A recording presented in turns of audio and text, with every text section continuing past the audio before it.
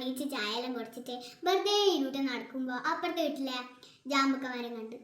ആ മരത്തിൽ നിറയെ ജാമ്പക്ക ഉണ്ടായിരുന്നു. ഞാൻ അമ്മമ്മേനോട് പറഞ്ഞു കുറച്ച് ജാമ്പക്ക പറിച്ചിരുന്നു. എന്നിട്ട് അങ്ങനെ കിട്ടിയതാണ് ഈ ജാമ്പക്ക. അപ്പം നമുക്ക് കഥയിലേക്ക് വന്നാലോ.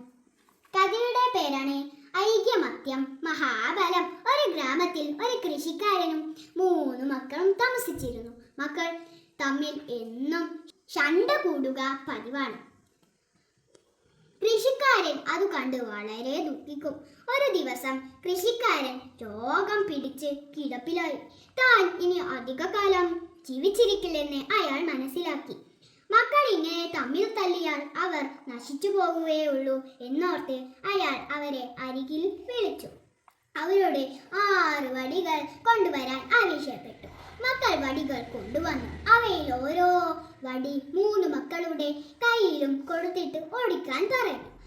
അവർ നിഷ്പ്രയാസം വടി ഓടിച്ചു. പിന്നെ ബാക്കി 3 വടികളും കൂട്ടിക്കെട്ടിയിട്ട് ഓടിക്കാൻ പറഞ്ഞു. പക്ഷേ ആർക്കും ആ വടിക്കെട്ട് ഓടിക്കാൻ കഴിഞ്ഞില്ല.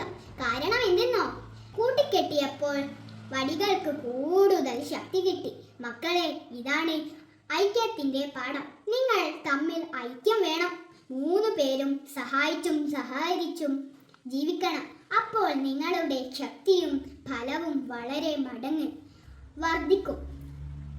ആർക്കും നിങ്ങളെ തോൽപ്പിക്കാനോ നശിപ്പിക്കാനോ കഴിയില്ല. ഒന്നിച്ചാൽ നിങ്ങൾ നിലനിൽക്കും, ഭിന്നിച്ചാലോ നിങ്ങൾ നശിക്കും. ഐകമത്യം മഹാബലം. ഇത്രയും പറഞ്ഞ് കൃഷിക്കാരൻ ആ അന്ത്യശ്വാസം വലിച്ചു. മക്കൾ 3 സങ്കടത്തോടെ അച്ഛനെ നോക്കി കരഞ്ഞു.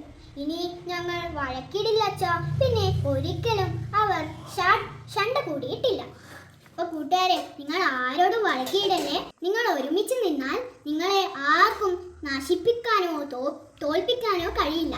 അപ്പൊ കൂട്ടുകാരെ, നമുക്ക് ഒരു ജാമ്പക്ക ടേസ്റ്റ് ചെയ്ത് നോക്കിയാലോ.